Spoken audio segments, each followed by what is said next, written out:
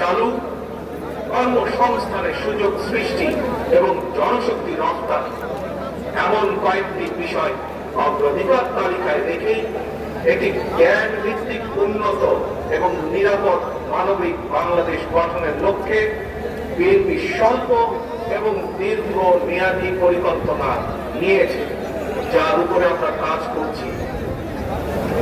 প্রিয় ভাই বোনেরা, বাংলাদেশে প্রায় 4 কোটির মতন পরিবার রয়েছে। এই পরিবারগুলোর মধ্য থেকে প্রথম পর্যায়ে কম বেশি 50 লক্ষ গ্রামীণ দরিদ্র পরিবারের জন্য আমরা ফ্যামিলি কার্ড চালুর পরিকল্পনা করছি। মা কিংবা স্ত্রী অর্থাৎ পরিবারের নারী প্রধানের নামে ফ্যামিলি কার্ডটিকে ইস্যু করা হবে। প্রান্তিক এই পরিবারগুলোকে প্রতি মাসে রাষ্ট্রীয়ভাবে আর্থিক কিংবা প্রয়োজনীয় খাদ্য সহায়তা প্রদানের আওতায় আনা হবে। আমরা আশা করি সময়ের সাথে এর মাধ্যমে পরিবার এবং সমাজে একদিকে নারী অর্থনৈতিক ক্ষমতায়ন ঘটবে, অপরদিকে পরিবারগুলোর সামনে ধীরে ধীরে স্বাবলম্বী হয়ে ওঠার সুযোগ তৈরি হবে। কৃষকদের জন্য ফার্মার্স কার্ড চালু করা আমাদের অন্যতম প্রধান অগ্রাধিকার। একটি নীতিমালার আওতায় কৃষকদের নামে ইস্যু করতে হবে ফার্মার্স কার্ড। এই ফার্মার্স কার্ডে জমির পরিমাণ, দাগ নম্বর সহ প্রয়োজনীয় সব তথ্য থাকবে। কৃষক এবং কৃষি নির্ভর বাংলাদেশে কৃষি খাতে বর্তমানে শ্রমশক্তির পরিমাণ কম বেশি প্রায় 3.5 কোটির মতো। এদের মধ্যে যেমন বর্গাদার চাষী কিংবা ভূমিহীন কৃষক রয়েছেন, তেমনি অনেক কৃষকের নামে নির্দিষ্ট পরিমাণ কিছু জমিও রয়েছে।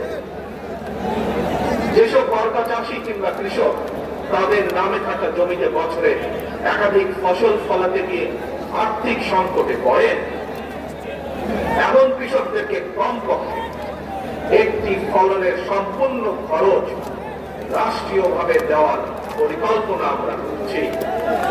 উৎপাদনের জন্য ফার্মার্স কার্ডের মাধ্যমে এভাবেই সরকারি সহায়তা পেলে উৎপাদন যেমন একদিকে বাড়বে, তেমনি কোন কৃষি জমি অনাবাদি থাকবে না এবং একই সাথে ভূমিহীন কৃষকদের জন্য কর্মসংস্থান সৃষ্টি হবে।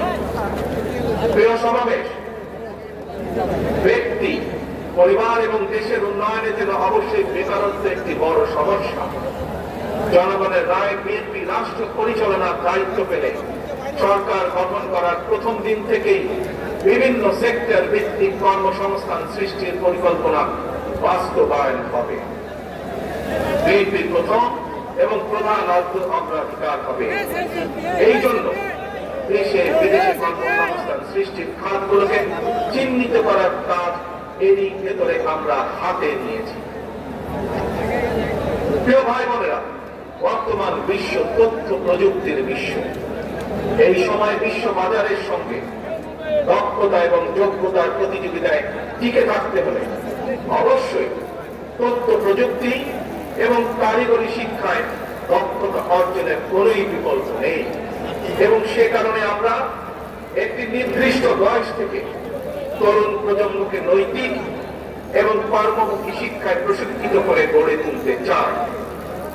বিদ্যমান যে একাডেমিক সিলেবাস, এর পাশাপাশি স্কুল কলেজ পর্যায় থেকে আমরা আইসিটি এবং কারিগরি শিক্ষা প্রবর্তন করতে চাই। একই সাথে আমরা বর্তমানে স্পোর্টস মনে করি যে বর্তমানে স্পোর্টস এখন আর শুধু শারীরিক ব্যায়াম কিংবা বিনোদনের বিষয় নয়। সুতরাং এই স্পোর্টসকে একটি পেশা হিসেবে প্রতিষ্ঠিত করার লক্ষ্যে ক্রীড়াকে আমরা শিক্ষা ক্যারিকুলামের অন্তর্ভুক্ত করতে চাই। প্রিয় উপস্থিতি, বর্তমান বিশ্বে সাফল্যের প্রতিযোগিতায় যদি টিকে থাকতে হয় তাহলে বহুমুখী প্রতিভার বিকাশ ঘটাতে হবে।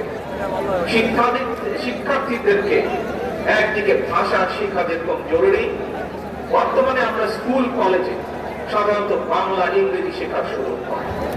তবে এর পাশাপাশি আমরা যদি আরো কিছু ভাষা যেমন আরবি, ম্যান্ডারিন, জার্মান, ফ্রেঞ্চ এই ধরনের বহুল প্রচলিত একটি তৃতীয় ভাষা এবং যদি সম্ভব হয় তাহলে চতুর্থ ভাষা হিসেবে আরেকটি ভাষা শিখাতে পারি, তাহলে আমি ব্যক্তিগতভাবে বিশ্বাস করি বাংলাদেশের ভবিষ্যৎ সন্তানদের জন্য বিশ্ব বাজার উন্মুক্ত হয়ে পড়বে। একই সাথে প্রিয় উপস্থিতি, আগ্রহী যুব শক্তিকে যুব সম্পদে পরিণত করার জন্য সরকারি উদ্যোগে বিদেশি ভাষার উপরে 3 মাস থেকে 1 বছরের কোর্স আমরা চালু করতে চাই। দেশে যাতে বহু ভাষা শেখা যায় এই জন্য আমরা বহু ভাষা শিক্ষক নিয়োগ করতে চাই, যার মাধ্যমে আমরা বেকার সমস্যারও অথবা কর্মসংস্থানেরও ব্যবস্থা করতে পারব। এর বাইরে সরকারি ব্যবস্থাপনায় আমরা plumbing, electrician, mechanics, dental hygienist কিংবা মেডিকেল টেকনিশিয়ানের মতন স্বল্প মেয়াদী ট্রেনিং কোর্সও করেও দক্ষ জনশক্তি গড়ে তোলার পরিকল্পনাগুলো হাতে নিয়েছি, যা এরই মধ্যে আমরা কাজগুলোকে এগিয়ে নিয়ে যাচ্ছি। তরুণ প্রজন্মের প্রিয় ভাই বোনেরা, আপনারা সবাই বিশ্বব্যাপী অনলাইন কেনাকাটা সম্পর্কে জানেন।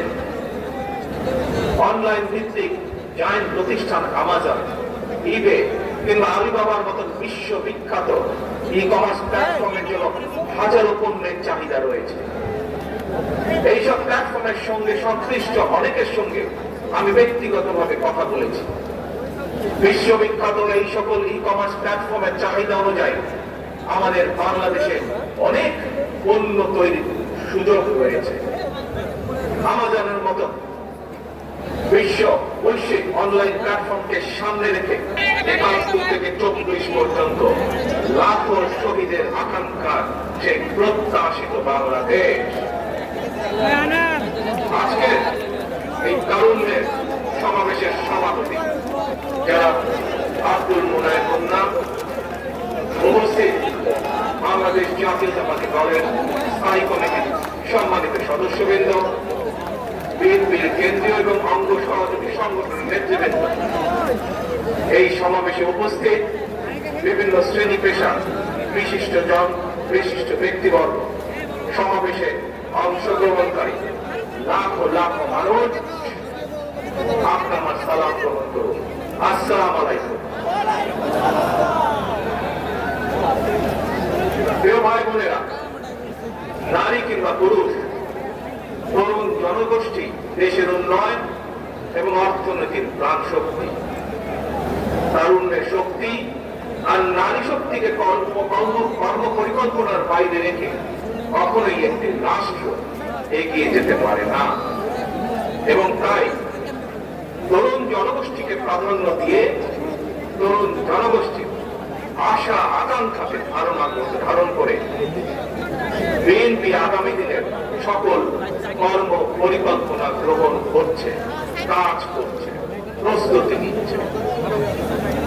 দেশের তরুণ জনগোষ্ঠীর কাছে বিএনপির কর্ম পরিকল্পনা তুলে ধরার লক্ষ্যে আপনারা দেখেছেন গত 1 মাসে সারা দেশের বিভাগীয় শহরগুলোতে তারুণ্যের সমাবেশ অনুষ্ঠিত হয়েছে। একই সাথে যেদিন সমাবেশ অনুষ্ঠিত হয়েছে তার আগের দিন ভিন্ন মত এবং ভিন্ন শ্রেণী পেশা তারুণ্যের প্রতিনিধিদের নিয়ে অনুষ্ঠিত হয়েছে সেমিনার। তারা তাদের মতামত তুলে ধরেছেন কিভাবে এই দেশকে আমরা সামনে এগিয়ে নিয়ে যেতে পারি। আজ তারই অংশ হিসাবে ঢাকা বিভাগের তারুণ্যের সমাবেশ অনুষ্ঠিত হচ্ছে। ইউএফটি ফার্স্টের সাথে ট্রেড করুন যে কোনো জায়গা থেকে।